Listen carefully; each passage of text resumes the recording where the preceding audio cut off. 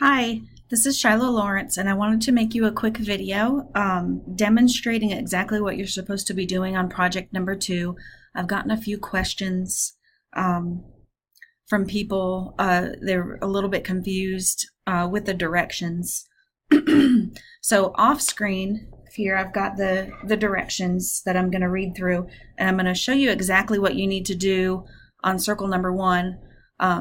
And after we're done with circle number 1, you do the exact same set of steps on circle number 2 and circle number 3. And there is a table to record the data on page number 2 of the project. So page number 3 are the circles. You're going to need to print that out. You actually need a physical copy of those circles to work on. And then page number 2 is where you can record your data. After following the steps. So some of the things that I have, I've got a marker here, I've got a piece of string, and I also have a compass. So this compass measures angles, but also here at the bottom, inside edge, it measures centimeters as well. So I'm going to be using this compass, which you can get at Walmart or Dollar General. Should be 50 cents or $1. If you need to, we've got plenty of these on campus, and you're welcome to come on campus to the math tank and borrow some supplies. I've got string and I've got compasses and markers, and you can come in here. That way you don't have to buy anything if you want to.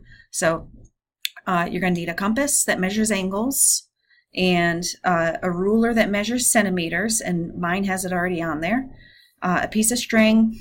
The directions say to cut the string, and after doing this lab for several semesters, I realized cutting the string was not the best way to go, and what I'm going to do instead is I'm just going to mark the string instead, so that's why I have the marker. So step number 1 says measure the radius of the circle in centimeters. So the radius is this line that I have drawn for you from the center out to the edge. So I've got 0 at my center, and I want to know where B is. And for mine, it looks to be about 2.5 centimeters. So that's the first thing I'm going to write in my table. Question number 1 in the table says radius in centimeters, and there's a column for each circle. So in that first box, I'm going to put 2.5 centimeters. Step number 2 says cut a piece of string equal in length to the radius of the circle and be as accurate as possible. So I'm going to do that a little bit differently just from doing this lab several times.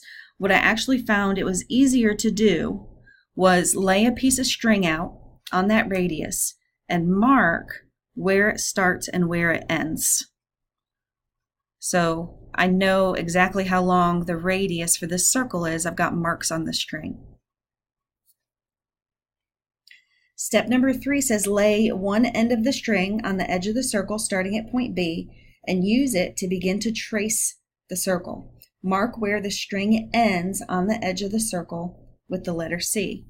So I've got this radius marked on my string, and the reason we're doing string is because I need something that is bendable to go around this circle. So I've got one mark from my radius on B, and I am bending my string around the circle, and I'm going to mark where the other end of my radius is. And it said to call that C.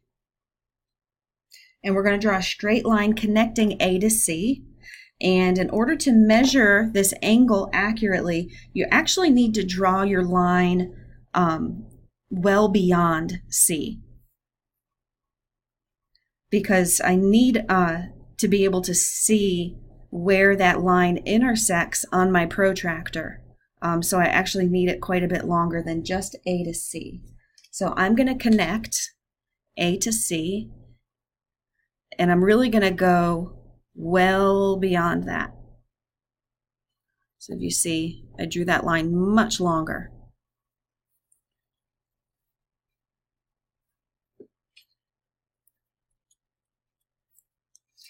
Step number 5 says an angle whose vertex is at the center of a circle is called a central angle.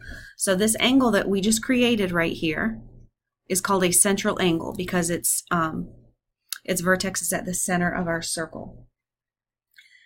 This angle you have just created has a measure of 1 radian.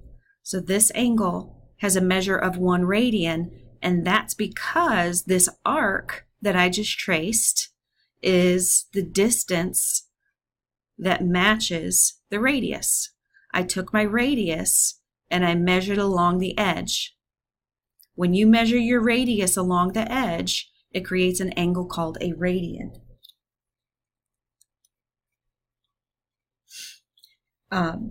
It says measure this angle with a protractor. And I don't think protractor is the right word. I believe this is called a compass. So I need to fix that. So I'm going to put that straight line that I see right where A is, and my A to B line, and there's a little circle on mine, and I'm putting right at A. And if you follow out that line we just drew, we can see where it intersects the protractor, or the compass. I'm sorry, I'm a little out of it this morning. And we want to know what the measure of the angle is. So this angle doesn't quite get to 60. It looks like mine is at about 58. So I don't expect everybody to get the exact same answers here, because this is like an experiment. And experimental data for everybody is a little bit different. There is an acceptable range that your answer should be in, but I don't expect everybody to get the exact same answers. So when I measured mine, I drew it, I traced the radius on the edge, and then I marked that spot, and then I drew a line from the center out through that spot and measured that angle. And it looks to me like my angle is it's right at 57 for me, right at 57. So let me move this camera a little bit so you can see. So anywhere around there is perfectly fine. It's usually going to come out between 55 and 60. And mine's about 57, 58. So either one of those. And if you look on your chart on the second page, there's a spot for number 5. 1 radian is approximately blank degrees.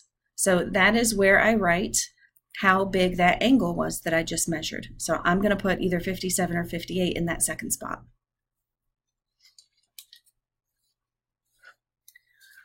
Step number 6 says continue to trace the length of the string around the circle, marking the circle every time you get to the end of the string. How many times was the entire piece of string able to fit? So we only marked 1 radius so far on the edge of the circle, and we want to keep doing that over and over and over again all the way around. So where I have C, I'm going to start again and measure around and do another one. And there's another one. And then I'm going to do it again. I'm going to take my piece of string that's marked with the radius, and I'm going to measure it around and mark it again. And you want to do this all the way around.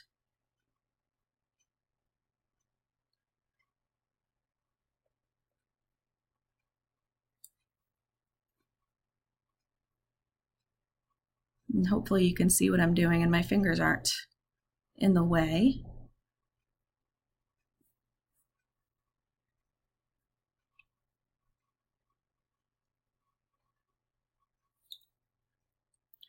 So I was able to fit 1, 2, 3, 4, 5, 6, and then a little extra piece. That little extra piece. So my radius fit around that circle 6 times, and then there was a little bit extra. So number 6 on your table says the string fits X whole times. So my string fit 6 whole times. So I'm not asking about the extra piece yet. I just want to know the whole number of times it fit. The length of the last piece in centimeters. Now that length should be pretty small, and even though it's a curved length, you might be able to just measure it with your ruler. And it looks like mine is about 0.4 centimeters. 0.4 centimeters for my extra little piece over here. So I just want to know the length in centimeters of that extra little piece after the 6th time around. So my extra piece for number 7. Number 7 says the length of the last piece in centimeters. Mine was about 0.4 centimeters. Now, number 8 has got a calculation that goes with it. So if you look back at the directions on page number 1, it says divide the length of the remaining piece by the radians to get a decimal approximation to the nearest hundredth to get the portion of the radius that would be needed to cover the last piece. So my radius is 2.5 centimeters. My last little extra piece is 0.4 centimeters. So for circle number 1, what we're being asked to do here is divide 0.4 by 2.5. And that will tell me like what percentage or what proportion of a radius that last piece is. So I want to know what 0.4 divided by 2.5 is.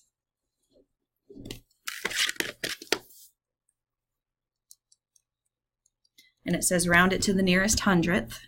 And I got 0.16.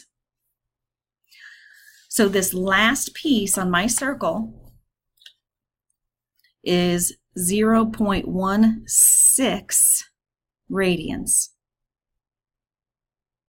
So anytime I'm able to fit my full 2.5 centimeter, that's a full radius. I fit a full 2.5 centimeters. So that's my radius again. So there's another radian. I fit my full radius again. There's 3 radians, and then 4 radians, 5 radians, 6 radians. And then by taking that piece and dividing it by 2.5, I figure out that that is about 16% of what my radius length is, or it's 0.16 radians. And again, the way that I got that 0.16 is I measured the length of my last little piece and found it to be 0.4 centimeters, and I divided it by the radius for that circle, which is 2.5 centimeters. So it tells me what portion of the whole that last piece is, and it's about 0.16 of a whole radius. So in question number 8, it says the string fits x dot xx times. So I know it fits 6 whole times, and then that division I just did said my last piece was 0.16 of a radian. So it fits 6.16 times. The circumference in centimeters for number 9. So all of these little boxes have directions that go with them. At the top of page 2 says, based on your measurement with the string and the final extra portion needed, what is the circumference of the circle in centimeters? Well, my 2.5 centimeter radius fit around the circle 6.16 times. So there's 2.15, there's 2.1 or 2.5, there's 2.5, there's 2.5, there's 2.5, there's 2.5, and there is 0.16 of 2.5. So the full measurement around the circle for my circumference is I can fit my 2.5 radius 6.16 times. So 2.5 centimeters fits around the circle 6.16 times. So we want to multiply them together for number 9.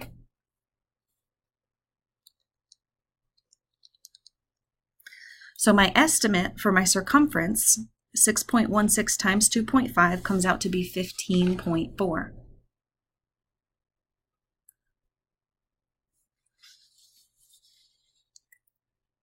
And then in number 10, it says divide the circumference by the radius. This is an approximation for the radian measure in 1 full revolution of a circle. Number 11 through 16 don't have you measuring anything on the circle. It's just having you answer some geometry questions having to do with radians and degrees and circles and things like that. So if I take 15.14 and I divide that by the radius, that is how many radians fit around the circle. So 15.4 divided by 2.5. And I got 6.16, which makes sense because in the last problem, I did 6.16 times 2.5. And then if I go ahead and divide by 2.5, I should get my 6.16 back. So now I'm going to use this information to go up and answer these questions up here. Make sure that you fill in all of the blanks. Now you don't need to fill in number 5 because number 5 is in the chart. And you're going to be doing that individually for each circle. But when you get onto page number 2, there are some questions that you need to fill in. So if we look up at the top,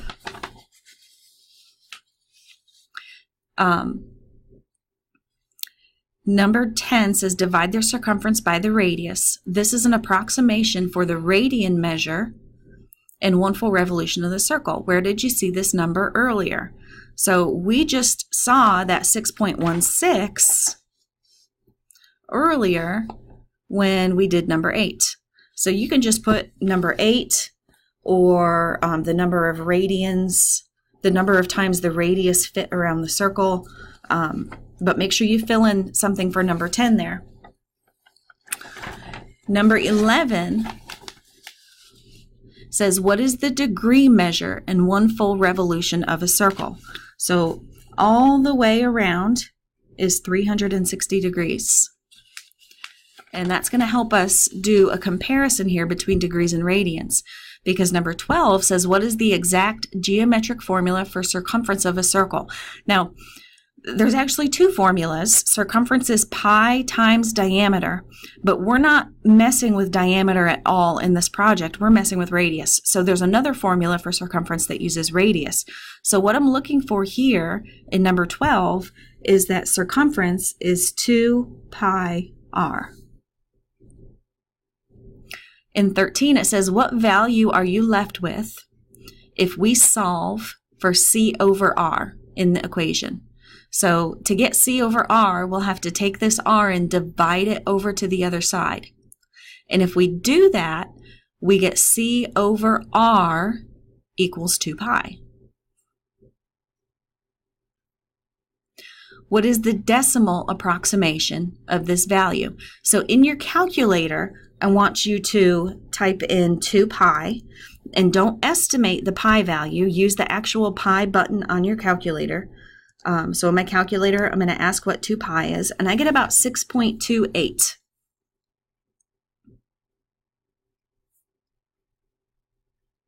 We just said earlier, when you divide circumference by radius, what you get is the number of radians in a circle. We just said that up here in number 9. In number 10, divide the circumference by the radius. This is an approximation for the radian measure in 1 full revolution of a circle. And we also know that in degrees, 1 full revolution is 360. So in number 14, it says fill in the blanks for the angle measures associated with a full circle.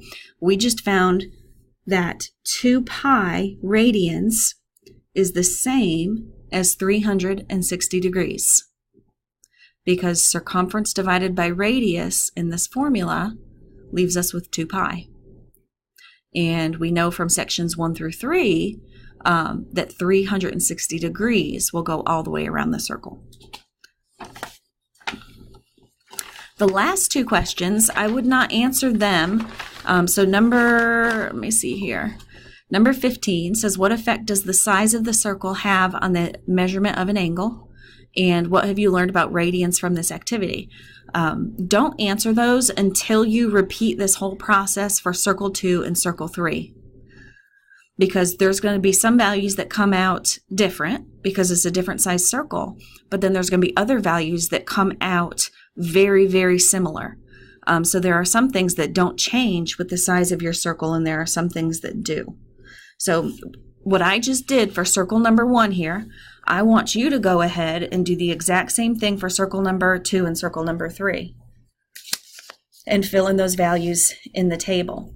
So the first thing we did was we measured our radius in centimeters. So we can get our centimeter ruler out, and I'm on circle number 2 now. And I want to know how long that radius is. So write down what you get for your radius of circle number 2. And then step number 2, now what I'm going to do is I'm going to cut off this piece that's already marked so it doesn't mess me up for circle number 2, because circle number 2 is going to have a different radius. That way I've got a nice clean piece of string to work with, and I can put some new marks on it and I won't get confused. So I'm done with that part.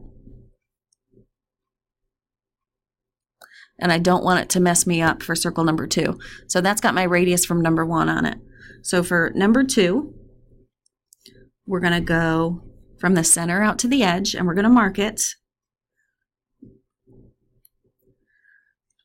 And we need the string again because we're going to trace this around the circle, and the circle is curved, so the string helps us to kind of go curved. So there's the center of my circle. And there's the edge of my circle. So that string now has the radius marked for circle number 2. And I'm going to start tracing that around. Do everything you did for circle number 1 on circle number 2. So I'm going to mark the first one and label it C. And just do your best. Again, everybody might get slightly different answers because it's an experiment. So there is where the radius traces around to. I'm going to call that C. And I'm going to draw a nice long line.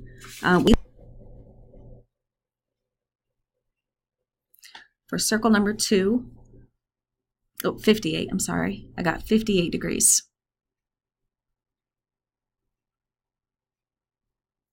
And we're going to do that all the way around, see how many times it fits. Measure the length of the last little extra piece if you have one.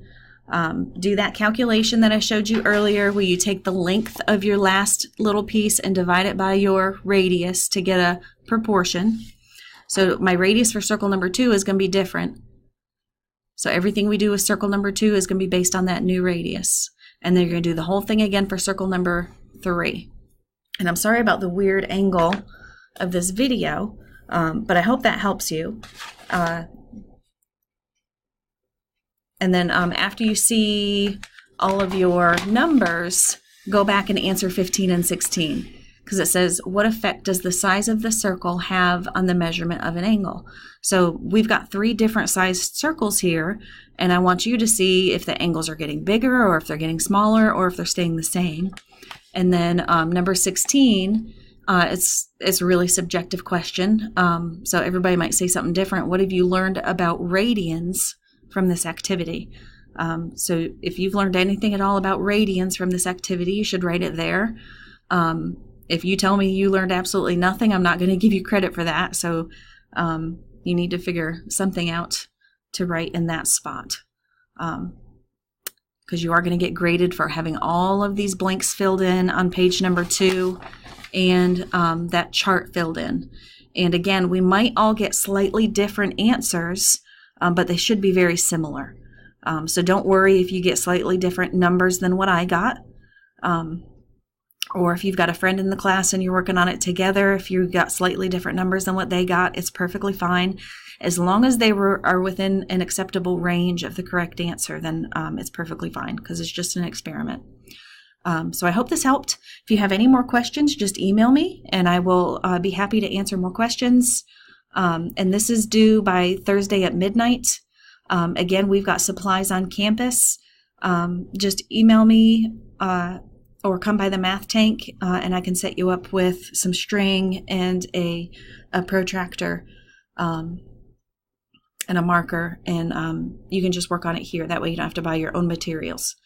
So just email me if you have more questions. Hope this helped. Bye.